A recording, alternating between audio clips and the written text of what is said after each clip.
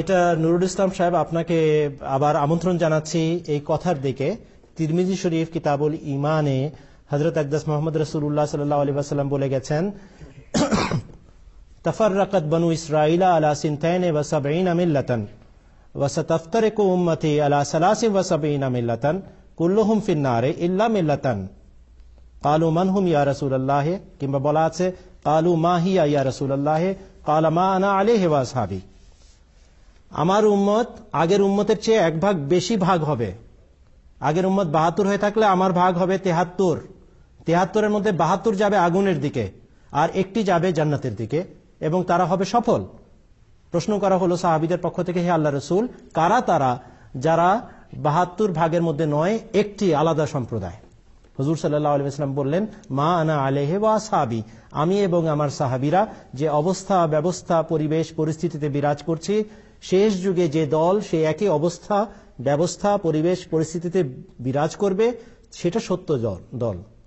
আলেম ওলামা ৭২ দলে বিভক্ত মুসলমানদের প্রতিনিধিত্ব করছেন, এবং তারা আমাদেরকে সম্মিলিতভাবে সব মিলে একত্র হয়ে আমাদেরকে অমুসলমান ঘোষণা করছেন। আপনারা চিনতে পারছিলেন না একটি দল কোনটি, আর আল্লাহ তাআলা দেখিয়ে দিচ্ছেন এই যে ৭২ একদিকে চলে গেছে আর একটি পৃথক হয়ে দাঁড়িয়ে আছে। আর সেই একটি কেমন পৃথক দল? যার মাঝে এক নেতা এক দল, যেভাবে হযরত মুহাম্মদ সাল্লাল্লাহু আলাইহি ওয়াসাল্লামের যুগে ছিল, যেভাবে খলিফাদের যুগে ছিল। যাদের মাঝে আছে বাইতুল মাল, আন্তর্জাতিক বাইতুল মাল, যেরকম ভাবে ছিল হযরত মুহাম্মদ সাল্লাল্লাহু আলাইহি ওয়াসাল্লামের যুগে এবং তারপরে খলিফাদের যুগে। যাদের মাঝে আছে আন্তর্জাতিক তবলিগি কর্মকাণ্ড এবং কর্মসূচি, যেমন ছিল হযরত মুহাম্মদ সাল্লাল্লাহু আলাইহি ওয়াসাল্লামের যুগে এবং তারপরে খলিফাদের যুগে। যাদের মাঝে আছে আন্তর্জাতিক ভ্রাতৃত্বের সেই সুবাতাস এবং বৈশিষ্ট্য, যেটা মুসলমানদের যুগে ছিল এবং এখন আহমদিয়া জগতে আছে। আর রয়েছে একটি বৈশিষ্ট্য, আর সেটি হচ্ছে আন্তর্জাতিক মজলিসে শুরা। সবাই মিলে আমরা আন্তর্জাতিক পর্যায়ে খলিফা ওয়াক্তের কাছে পরামর্শ দিতে পারি, আর যেটা মুসলমানরা আগে দিত কিন্তু এখন আর দিতে পারে না।